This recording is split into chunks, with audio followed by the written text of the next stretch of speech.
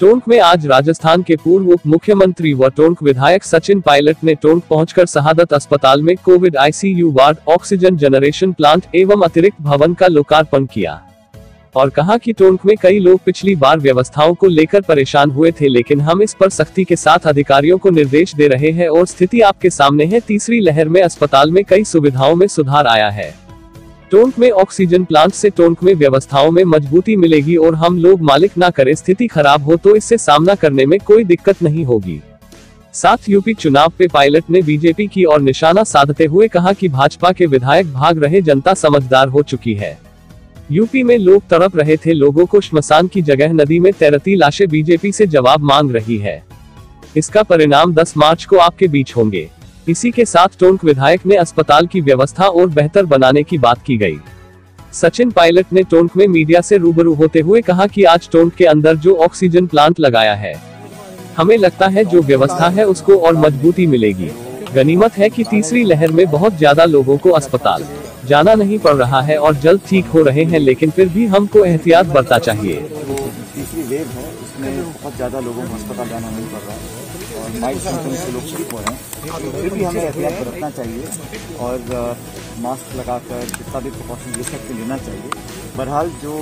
जिला प्रशासन है और शहर में और ग्रामीण क्षेत्र में कभी ऐसी स्थिति पैदा हो जैसे पिछली बार हो गई थी, उससे बचने के लिए हम लोगों को अपने आप को मुस्तैद और तैयार रखना पड़ेगा। इसलिए एडमिशन बेड्स हैं, आईसीयू बेड्स हैं, बच्चों के लिए है या ऑक्सीजन प्लांट है जो आज हमने यहाँ पे शुरू किया है, ये सब एहतियात के तौर पर हम लोग कर रहे हैं ताकि भगवान न करे कभी ऐसी स्थिति पैदा हो तो हम हर सिचुएशन का सामना करने के लिए तैयार रहें। और मुझे खुशी है कि बहुत जल्द लोगों ने योगदान भी किया है। इसमें सरकार प्रशासन के अलावा कुछ साथियों ने मदद करी है, हम लोगों को धनराशि भी प्रोवाइड करी थी, उसकी मदद से आज हम लोगों ने इस कामों को आगे बढ़ाया है और मैं उम्मीद रखता हूँ कि आने वाले चंद दिनों हफ्तों के अंदर पूरी तरह से कोरोना की जो तीसरी वेव है वो सबसाइड हो जाएगी, हम सब इस मुश्किल से निकल पाएंगे और दोबारा से विकास की गति को तेज कर पाएंगे। अस्पताल के हालात आप पहले निरीक्षण किया था, उसके बाद कुछ सुधार हुआ, लेकिन अभी भी काफी सुधार की गुंजाइश है, उसको लेकर किस तरीके से? स्वास्थ्य मंत्रालय के अंदर संसाधन की कमी भी अगर होगी फिर भी हम कोशिश करेंगे कि यहाँ पर जो मूलभूत सुविधाएं हैं वो प्रोवाइड करी जाएं। खासकर जो स्टाफ है, डॉक्टर्स हैं, नर्सेज हैं, उन लोगों का जो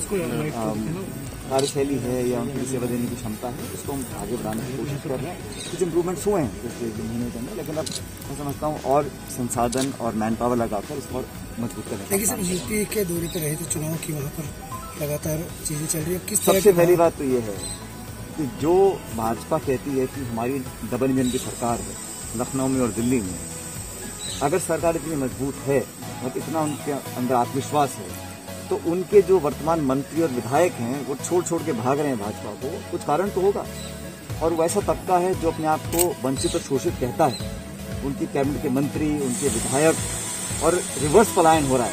तो आप समझिएगा कि वहाँ पे भाजपा की जमीन खिसक रही है। प्रधानमंत्री जी को लगातार वहाँ रैलियाँ करनी पड़ रही हैं और जो अंतर्विरोध पैदा हुआ है भाजपा का उत्तर प्रदेश में वो जग जाहिर है। मैं समझता हूँ कि पिछले 5 साल में जिस प्रकार का शासन उत्तर प्रदेश में रहा, हम लोगों ने जो दूसरी वेव थी पिछले साल कोरोना काल में, जो हालात उत्तर प्रदेश में थे, लाशें नदियों में बह रही थी, ऑक्सीजन मिल नहीं रहा था, लोग बिलख रहे थे, तड़प रहे थे, रो रहे थे, उनकी मदद करने के लिए सरकार सामने नहीं आई, सबने मौन व्रत साधा हुआ था। फिर किसानों को आपने ललकारा, कील कांटे बिछाए, उनको आपने आतंकी